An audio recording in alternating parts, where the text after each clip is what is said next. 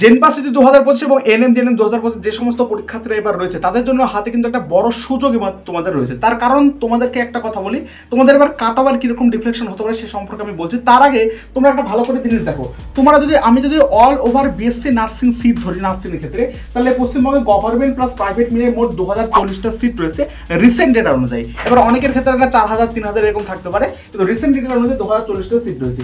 এবার যদি আমি প্যারামেডিক্যালের ক্ষেত্রে বলি, প্যারামেডিক্যালের ক্ষেত্রে গভর্নমেন্টে প্রায় 1178 সিট রয়েছে এবং প্রাইভেটে প্রায় 851টা সিট রয়েছে, অর্থাৎ মোট মিলে 2029টা সিট রয়েছে।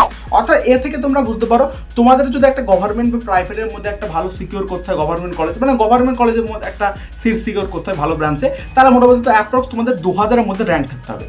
এবার এখানে একটা সুবিধা বলতে গেলে এই 2000 র্যাঙ্কটা এর আগের বছরে যে নাম্বারে আসতো তার থেকে অনেকটা কম নাম্বারে কিন্তু এই 2000 র্যাঙ্কটা চলে আসতে পারে। অর্থাৎ তোমাদের হাতে একটা সুযোগ থাকতে পারে। তার কারণটা ভালো করে বোঝার চেষ্টা করো, ভালো করে শোনো।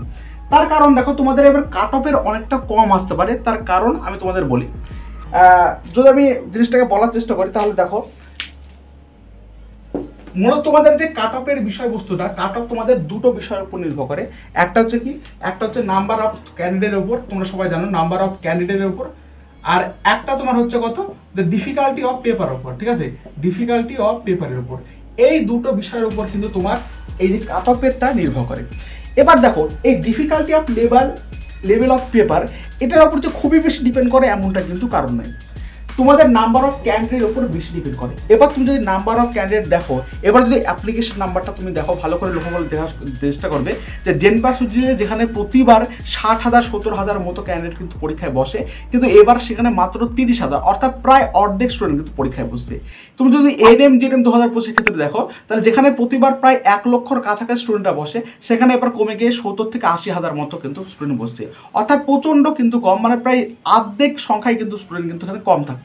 তো সেই কারণে তোমাদের কাট অফের কিন্তু একটা হিউজ পরিবর্তন হতে পারে। তার স্টুডেন্ট যত কম হবে তোমাদের কাট অফের পরিমাণটা তত কম আসবে। অর্থাৎ তুমি একটা বেশি র্যাঙ্কেও কিন্তু একটা ভালো কলেজ পাওয়ার একটা সুযোগ সুবিধা তোমাদের থাকবে, এবং তোমাদের একটা বেশি মার্কসেও তোমাদের একটা ভালো র্যাঙ্ক চলে আসতে পারে। অর্থাৎ 2000 যে আমি তোমাদের বলছি 2000 তোমাদের সেফ র্যাঙ্ক, এই 2000 দেখা যাচ্ছে এর আগের বার তোমাদের প্রায় 59 নাম্বারে কিন্তু এই 2000 নাম্বার এসছে। আমি সাপোজ ধরলাম বা 70 নাম্বার ধরলাম, তোমাদের 2000 নাম্বারটা র্যাঙ্কটা এসেছিলো। এবার মোটামুটি এটা প্রায় 55 to 59 এর মধ্যে কিন্তু তোমার এই 2000 র্যাঙ্কটা চলে আসতে পারে। একটা পজিটিভ দিক এখানে থাকতে পারে, যেহেতু ক্যান্ডিডেট সংখ্যা প্রচণ্ড কম গিয়েছে বা জেনপাসিজ এবং এনএম জেনএম প্রায় অর্ধেক কম গিয়েছে। এই কমটা বিভিন্ন কারণে হতে পারে, ওই যে আমরা ওবিসি কেসে সেই ইস্যুটা চলছিল, ওই কারণে অনেকের কম হতে পারে। তার কারণ অনেকে বুঝতে পারেনি যে হয়তো ভেবেছে যে ক্লাস 12 স্ট্যান্ডার্ডে ভর্তি হবে বা পরীক্ষা হয়তো এবার হবে না, সেটা অন্যান্য অনেক দিকে চলে গেছে, সেই জন্য ক্যান্ডিডেট সংখ্যাটা খুবই কম হয়ে গেছে। সেই জন্য তোমাদের বলি, তোমাদের কিন্তু হাতে এবার বিরাট সুযোগ রয়েছে। তার কারণ এবার কাট অফের পরিমাণটা কম যেতে পারে, এবং তোমাদের যদি মোটামুটি একটু ঠিকঠাক পড়াশোনা করে থাকো, যদি প্রথম থেকে একটু এনএম জেনএম বা জেনপাস যদি একটু টাচে থাকো, তাহলে তোমাদের খুব একটা ভালো মার্কস, খুব একটা ভালো র্যাঙ্ক আসতে রয়েছে। আর যদি মোটামুটি টাচে থাকো, তাও একটা ভালো র্যাঙ্ক তোমাদের আসতে রয়েছে। আর এই কদিন তোমরা যদি 1 মাস 2 মাস যদি ঠিকঠাক করে পরিশ্রম করে থাকো, ভালো র্যাঙ্ক তোমাদের আসবে। এবার দ্বিতীয়ত বলি তো তোমরা কীভাবে প্রিপারেশন করবে। তোমাদের প্রত্যেকের জন্য আমি একটা শর্ট নোট বানিয়ে দিচ্ছি প্রত্যেকটা সাবজেক্টের জন্য। সেই শর্ট নোটটা ডিসক্রিপশন বক্সে ফ্রি গ্রুপ দেখতে পাচ্ছ, ওই গ্রুপে দেওয়া থাকবে। আর দ্বিতীয়ত তোমাদের একদম সমস্ত প্রিভিয়াস ইয়ার কোশ্চেনগুলোকে অ্যানালাইসিস করে most important question, top 15 question, top 20 question, অর্থাৎ যে প্রশ্নগুলো বারবার রিপিটেড হয় সেই প্রশ্নগুলো নিয়ে আমি কিন্তু লাইভ সেশনের ভিডিওর মধ্যে আসছি। যদি এই লাইভগুলো পেতে চাও তাহলে আমাকে অবশ্যই ইয়েস বলো, তাহলে সেই অনুযায়ী আমি প্রত্যেকটা লাইভ করার চেষ্টা করবো। তাহলে বুঝতে পারলে বন্ধুরা, তোমাদের হাতে কিন্তু বিরাট সুযোগ রয়েছে, এবং তোমরা এই সুযোগটা হাতছাড়া করো না, মোটামুটি ঠিকঠাকভাবে পড়াশোনা করো। আর যে যা পড়েছিল তা এই মুহূর্তে রিভিশন দেওয়ার চেষ্টা করো। মক টেস্ট এখনো দেওয়ার প্রয়োজন নেই, জাস্ট একটা রিভিশন দেওয়ার চেষ্টা করো, ঠিকঠাকভাবে প্রপার হয়েছে। এবার রিভিশনে তোমরা যদি শর্ট নোট না বানিয়ে থাকো, শেষ মুহূর্তে কী কী দেখতে হবে তার জন্য আমি শর্ট নোটটা বানিয়েছি। ডেসক্রিপশন বক্সে ফ্রি গ্রুপের লিঙ্ক দেওয়া আছে, সেখানে শর্ট নোটটা পিন কমেন্ট করা থাকবে, হোয়াটসঅ্যাপ করবে। ঠিক আছে, আশা করছি তোমরা জিনিসটা বুঝতে পারলে।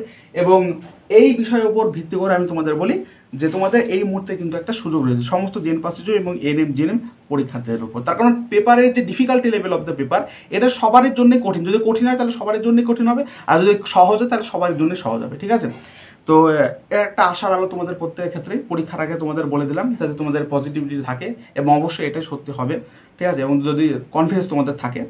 ঠিক আছে, দেখা হচ্ছে পরবর্তী সুন্দর ভিডিওতে, এবং পরবর্তী ক্ষেত্রে লাইভ সেশনে আমি টপ 15 কোশ্চেন বা টপ 20 কোশ্চেন এই নিয়ে তোমাদের সাথে আলোচনা করবো, অসুবিধার কোনো কারণে। ঠিক আছে, ধন্যবাদ।